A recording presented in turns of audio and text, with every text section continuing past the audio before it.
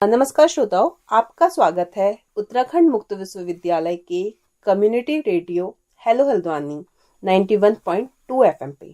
आज हम एआई संवाद अंडरस्टैंडिंग एआई की श्रृंखला के तीसरे एपिसोड को लेके प्रस्तुत हैं। मैं हिमानी सा और मेरे साथ है मेरी सहकर्मी मिस रिया गिरी।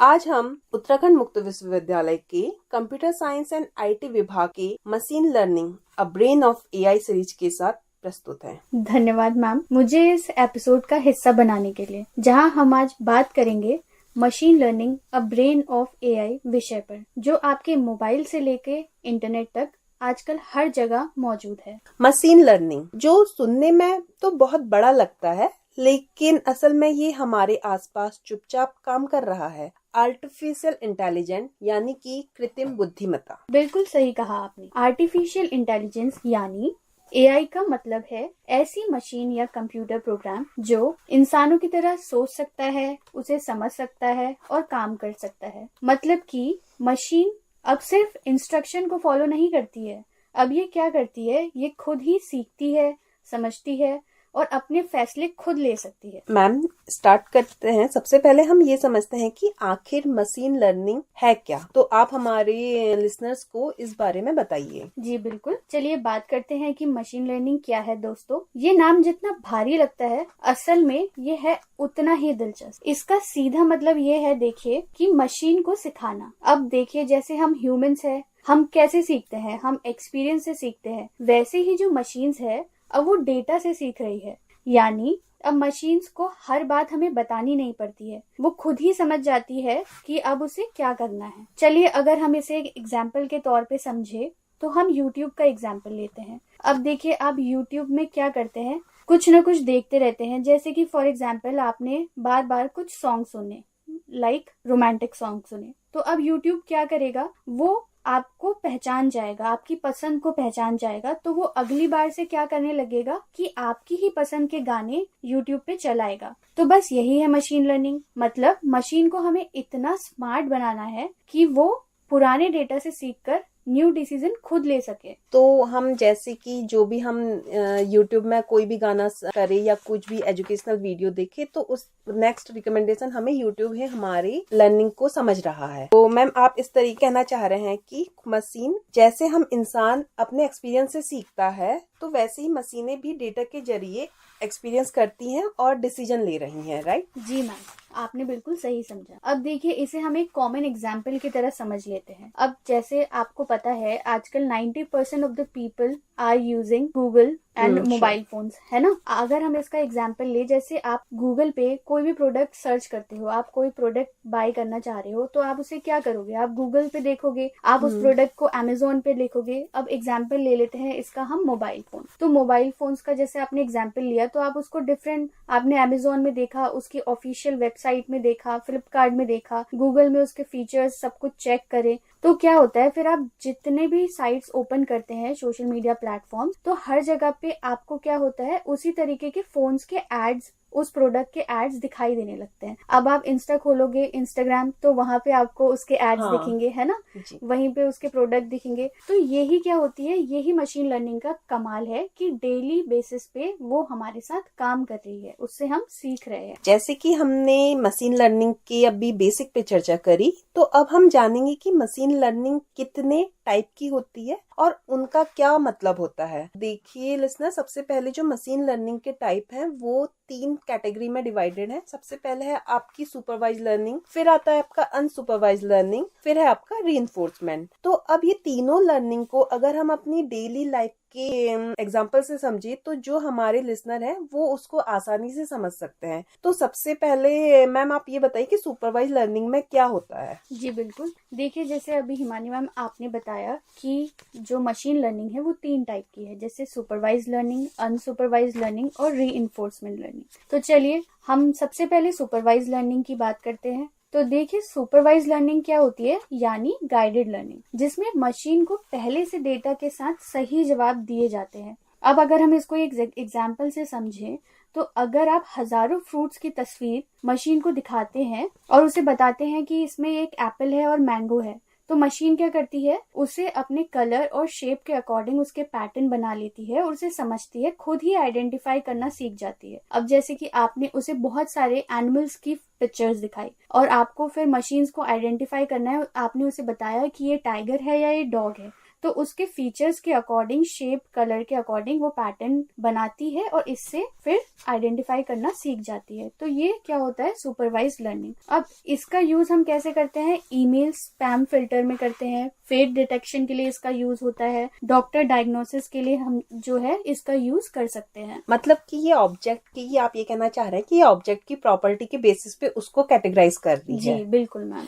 अब हम जानते हैं कि अनसुपरवाइज्ड लर्निंग में क्या होता है। देखिए, अनसुपरवाइज्ड लर्निंग में मशीन को सिर्फ हम डेटा मिलता है लेकिन बिना लेबल का। मशीन खुद पैटर्न को खोजती है। जैसे हमने सपोज एक जैसे लोगों का ग्रुप दिया, तो जैसे आपने 100 लोगों की पसंद का डेटा दिया लेकिन ये नहीं बताया कि कौन क्या सुनता है, तो मशीन उसकी खुद ग्रुपिंग करेगी कि कौन से लोगों को रोमांटिक सॉन्ग पसंद है या कौन से लोगों को गजल पसंद है या कौन से आजकल रैप सॉन्ग पसंद करते हैं। तो इस तरीके की लर्निंग को हम यूज कर सकते हैं मार्केट सेगमेंटेशन में, कस्टमर के बिहेवियर को एनालिसिस करने में या रिकमेंडेशन को तैयार करने में। अब मैम आप हमारे लिसनर्स को बताइए कि रीइंफोर्समेंट लर्निंग में क्या होता है। बिल्कुल मैम।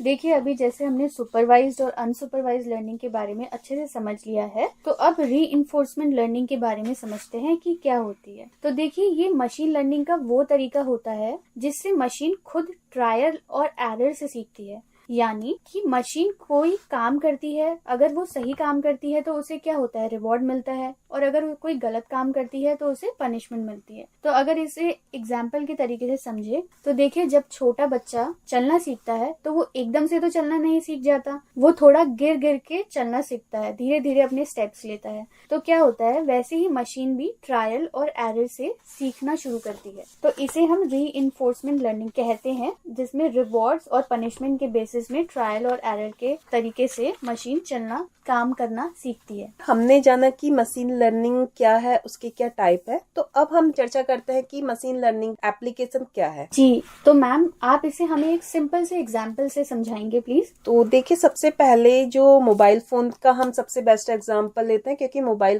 फोन हमारा लाइफ का एक अहम हिस्सा बन चुका है। तो सबसे पहले हम मोबाइल फोन में ही यूट्यूब पर जैसे सपोज हम गाने सुन रहे हैं, या हम नेटफ्लिक्स पर कोई वेब सीरीज देखते हैं, या हम ई कॉमर्स साइट से कोई भी प्रोडक्ट को परचेस कर रहे हैं, तो अगली बार वो हमारे पसंद के अकॉर्डिंग ही हमें चीजों को सजेस्ट करेगा। ये सब मशीन लर्निंग का ही कमाल है। देखिए, जैसे अभी मैम ने हमें समझाया इसके बारे में, तो अब देखिए इसे कहते क्या है। इसे हम कहते हैं रिकमेंडेशन सिस्टम, जो यूजर के बिहेवियर से सीखता है और अगली बार वैसी ही चीजें दिखाता है ना। अब जैसे आप अमेज़न में कोई प्रोडक्ट बाय कर रहे हो, आप खरीदना चाह रहे हो, तो आपने कोई क्लोथ खरीदना चाह रहे हैं, तो आपको उसी तरीके की चीजें जो है, क्लोथ से रिलेटेड चीजें आपको वहाँ पे शो करने लग जाती हैं। अब देखिए, जरा सोचिए कि सेल्फ ड्राइविंग कार यानी बिना ड्राइवर की गाड़ियां, ये गाड़ियां क्या करती हैं, ये गाड़ियां कैमरा और सेंसर से रास्ते पहचानती है ना। अब जैसे ट्रैफिक को समझती है एक, और ये खुद ही डिसीजन बना लेती है। मतलब कि ये सब कैसे पॉसिबल है, ये मशीन लर्निंग से ही तो पॉसिबल है। अगर मशीन लर्निंग नहीं होती तो ये कैसे सेंस करता, कार और सेंसर्स की हेल्प से। अब देखिए, ये टेक्निक गूगल मैप में भी आजकल आ गई है, जो ट्रैफिक का आइडिया लगाकर हमें बेस्ट सजेशन या रूट प्रोवाइड कराता है, ताकि हम लोग क्या है, ज्यादा ट्रैफिक से बच पाए। तो ये सब मशीन लर्निंग के यूज में आते हैं। तो जैसे मशीन लर्निंग हमारे हर छोटी बड़ी मदद कर रहा है, तो इसी तरीके से जो हम मशीन लर्निंग का हम यूज हेल्थ सेक्टर पे भी कर सकते हैं। जैसे कि हम एक्सरे, एमआरआई या रिपोर्ट को पढ़ के मशीन लर्निंग से बीमारी का अनुमान हम लगा सकते हैं। तो इसका एक बेनिफिट हमें ये मिलता है कि जो रिमोट एरिया में रहने वाले लोग हैं, उनको सही टाइम में इलाज मिल जाता है। बहुत ऐसा होता है कि उन्हें सही टाइम पे फैसिलिटीज नहीं मिल पाती। तो जी देखिए, जैसे मैम ने हमें बताया अभी कि मशीन लर्निंग की हेल्प से रिमोट एरिया में भी जो है इजीली ऑपरेट चीजें हो जा रही हैं। इसका मतलब ये नहीं है कि हमें डॉक्टर की अब जरूरत नहीं है, बल्कि अब क्या हो गया है कि डॉक्टर ज्यादा सटीक जानकारी उन्हें मिल जाती है इस मशीन लर्निंग के इस्तेमाल से। उनका जो इलाज है लोगों का, वो बहुत जल्दी और अच्छे तरीके से हम लोग कर पा रहे हैं कि वो डॉक्टर को डायग्नोस करने में हेल्प कर रहा है एक तरफ से। हाँ बिल्कुल। तो मैम मशीन लर्निंग का इस्तेमाल हम बैंकिंग और साइबर सिक्योरिटी में भी कर सकते हैं इस तरीके से तो? जी जी बिल्कुल मैम, क्यों नहीं। अब जैसे देखिए क्या होता है कि आप सभी लोग एटीएम यूज करते होंगे, आजकल हर कोई एटीएम यूज कर रहा है, हर किसी के पास बैंकिंग अकाउंट है। तो देखिए जब आप एटीएम यूज करते हो तो कभी कभी क्या होता है, अचानक से कोई सस्पिशियस ट्रांजैक्शन हो जाता है। तो बैंक क्या करती है, आपको तुरंत से अलर्ट मैसेज प्रोवाइड कराती है ना।